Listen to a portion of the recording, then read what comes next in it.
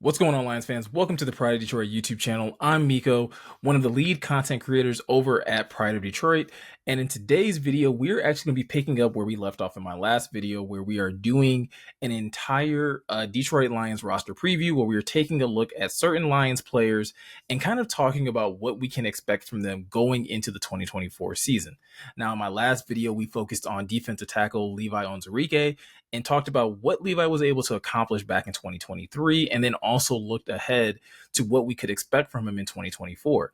We're going to do the exact same thing in this video, and it's actually an entire series that we have over on our website where multiple writers are breaking down certain players across the Lions roster and doing the exact same thing, looking at what they did in 2023 and also looking ahead to what they can accomplish in 2024. In this video specifically, though, we're going to be taking a look at another former draft pick that the Detroit Lions picked up last year, and Hendon Hooker, and talk about what Hendon was able to really kind of do in 2023 and start to project what fans' expectations should be and what the Lions, probably their expectations as well, should be for him going into this new season. Now, as many of us know, Hendon Hooker was a third-round draft pick last year and spent most of his time recovering from an ACL tear that he suffered while at Tennessee. Now, prior to that ACL tear, Hendon Hooker was having a fantastic season. In fact, he still finished the season throwing for over 3,000 yards, 27 touchdowns, and only 2 interceptions. Like, he was considered by many college football analysts at that time to be the Heisman frontrunner prior to him tearing his ACL. Fast forward, that definitely plays a part in him slipping to the third round to the Lions in that draft, not to mention the fact that he is on the older side. We're talking about Hendon Hooker is currently 26 years old, which is definitely very old for a quarterback, but for any NFL rookie to be coming into a roster, that's something that, you know, a lot of teams haven't had a ton of success with when it comes down to drafting older players. But when you look at Hendon Hooker and look at what he was able to accomplish specifically at Tennessee between his senior and junior year, it's hard to ignore the fact that he was absolutely balling, that he was absolutely one of the top tier quarterbacks. Like I said, that last season he threw for 3,000 yards. The year prior to that, he threw for nearly 3,000, coming up just short with like 2,900. But at the same time, while he was at Tennessee, one of the things that he was able to do at a very high level was, first and foremost, move that offense up and down the field, but also be able to throw touchdowns and not nearly that many interceptions. Like I said, he only had 2 interceptions his last season at Tennessee, and then he only had 3 the year prior. So he definitely limited the number of mistakes that he had while he was at college. Going into the season, though, coming into the Lions, having that ACL tear, that really put a damper on what could really be expected of him for the entire season. Much of his time was going to spend rehabbing and really just taking time to learn the playbook, become familiar with the mental side of the game, which is something that the coaches preached from day one. Anytime anyone was asking about Hendon Hooker and whether what his timeline would be or what he would be expected to do once he was healthy, the coaching staff consistently preached the fact that, listen, they were going to take their time with him. And first and foremost, it was important that he understood and learned the playbook, which is a really big thing considering the type of offense that Hendon Hooker was coming from. While Tennessee did a good job of putting up points and moving the ball all around the field, it wasn't necessarily seen as like a complete offense. So there was a lot of things that Hendon Hooker was going to have to learn and unlearn possibly from his time at Tennessee. And so being able to, you know, kind of sit back and just be able to pick up everything that Jared Goff was learning and doing at the time, and using another backup in Nate Sudfeld as a sounding board for him had to be one of the better things for his young career. And so because of that, like I said, he wasn't able to really accomplish much. Later in that season, he was activated. He was able to start getting a couple practices in. But by that point in time, the Lions were really kind of pushing for that number 1, possibly number 2 seed in the playoffs. And so the likelihood of, even though he was being active and now starting to be able to practice, there was no likelihood really that Hendon Hooker was ever going to get on the field, even in a meaningless game in week 18. The Lions have kind of had this model ever since Dan Campbell kind of came in as the head coach, is that when they have injured players, especially injured young players, they do a very good job of making sure that they don't speed up that process too much, that they don't rush these players to get on the field. If anything, they're going to err on the side of caution and really make sure that even if they are able to get on the field, that it's in a very limited basis. We saw them do this with Jamison Williams, who was also someone who was drafted with an ACL tear, and we didn't see JMO until those last couple weeks of the season. And even when we got to see him on the field, it was for a very small amount of snaps. The same thing was very much true with Hendon Hooker, but to a more extreme extent, because it's the quarterback position, right? Like, you're not going to take Jared Goff off the field just to give Hendon Hooker a couple of live game snaps. That just isn't something that was going to happen in 2023, even when the Lions didn't really have much wiggle room. It was so important for Dan Campbell and this coaching staff to keep the offense running at a very consistent pace.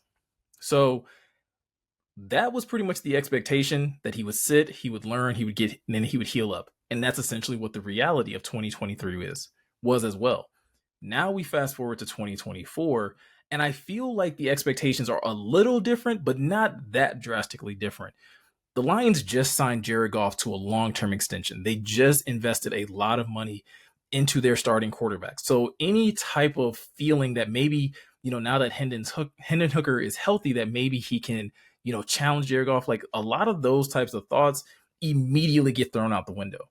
Hendon Hooker kind of comes into the same type of situation where the expectation is to now sit behind Jared Goff, learn, and develop as a young quarterback in the NFL. And I say young in terms of NFL experience. Like we already pointed out, he's 26 years old. He's not that young, technically when we're talking about football age, but experience-wise, he's still very young, and there's still so much that he can and has to learn to even be a viable backup quarterback, which I think is the long-term expectation for 2024, is that if the Lions can go into training camp and if Hendon Hooker can continue to develop and continue to learn and apply what he's learning from studying his playbook, from building chemistry with his teammates, that eventually going into the season that he can be your QB2. Now, that's going to be a steep hill to climb, especially if we take into account with a lot of, Lions beat writers have been saying and seeing from Hendon Hooker, even just in OTAs. Jeremy was on the channel a couple months ago and kind of gave his thoughts on Hendon Hooker, and he was very candid in saying, like, listen, it's very up and down with Hendon Hooker. There are days where, he looks really good and he's making really good throws, but just as easily he'll make some boneheaded mistakes and throw some interceptions. That essentially points to the level of growth that still needs to happen, that he's still not quite there in terms of being able to mentally process the game. The physical tools, I'm sure, are there, right? Everything that Hendon Hooker displayed at Tennessee, the arm strength, the ability to be a dual threat quarterback, all of that is there. But as we all know as football fans, the mental side of the NFL is a completely different beast. And you have to be able to process and be able to go through reads and be able to find your checkdowns and all of those types of things as a young quarterback. Hendon Hooker didn't get to do a lot of that last year, and now he's going to get a full, plateful in terms of OTAs and training camp and a preseason. All of that should at least help guide him towards being, if nothing else, QB2 on this roster. Now, with that said, this Lions regime is not going to just give that to Hendon Hooker. That very few positions on this team are given to anybody. He's still going to have to prove that he's a better quarterback than even Nate Sudfeld. And I know some people are going to roll their eyes by that, but the Lions signed Nate Sudfeld last year. They kept him on the roster throughout all of last season, and he's on the roster right now. They're not going to just dismiss him just because they drafted Hendon Hooker. Hendon Hooker is going to have to prove that he's a viable option throughout camp and preseason. And so that means he's in a bit of a camp battle for that 2 spot. And at the same time, though, even if he is in a camp battle, I don't think that's a negative knock on Hendon Hooker. Like we just pointed out, and I've said repeatedly so far in this video, he's still a young quarterback in this league when it comes down to the mental side. There are still so many things that he's going to have to learn. So even if he ends up being QB3 for most of the season and not active for most games, I don't see that as a negative. If anything, it's a positive because hopefully Jared Goff is staying healthy all season, because that is what you're really going to need if this team wants to get back into the playoffs, if they still want to be able to win the division and be a front runner in the NFC. So when I look at Hendon Hooker, I think it's very similar to what we talked about with Levi Onwuzurike. Injury is in the past, but now it's all about, opportunity and him seizing that opportunity and showing some level of growth. Again, there's no chance of him ever really kind of competing for a starting spot.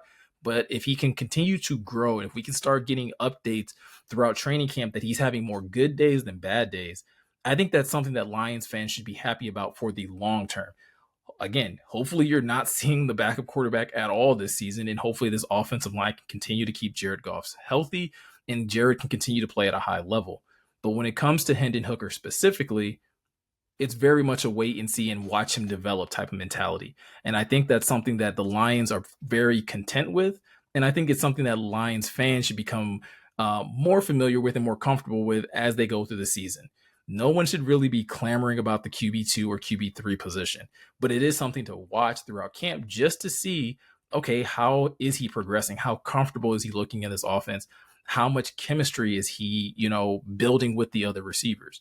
I would not be surprised I would not be surprised at all if by the time we get to camp and fans are able to be there, that he's not wowing people with his arm talent or with his ability to run. That's absolutely going to happen. But what we need to really be focused in on is, how does he string plays together? Is he a consistent quarterback? Like I said, what does he look like in some of those practices that fans are able to attend? But more importantly, what does he look like in those preseason games? How comfortable does he look? How easily is he going from read 1 to 2? How quickly is he finding his checkdowns, et cetera, et cetera? So those are kind of the thoughts that I personally have about Hendon Hooker, and that's kind of where I'm putting a lot of my focus going into the 2024 season. But I'm interested in hearing what you guys think and what's your expectations for the young Lions quarterback going into not just this season, but even the long-term future. So let me know in the comment section below, what are your thoughts on Hendon Hooker going into 2024? And also, if you're looking for more content or even more of these roster previews from the POD staff, all you have to do is go over to prideofdetroit.com. And there's actually a number of articles that we've already written on current players on the roster, from Frank Ragnow to Penei Sewell to Jamison Williams to Brian Branch. The list goes on and on. We've covered a lot of the roster, but again, we're going to cover a couple more over here on the YouTube channel. So if you want to be able to stay tuned to when those are uploaded, make sure you hit the subscribe button, hit that notification bell, and that's going to keep you plugged into all the content we upload over here on YouTube. But with that said, I'm Miko. Thank you guys for taking the time to watch, and I'll catch you guys in the next one.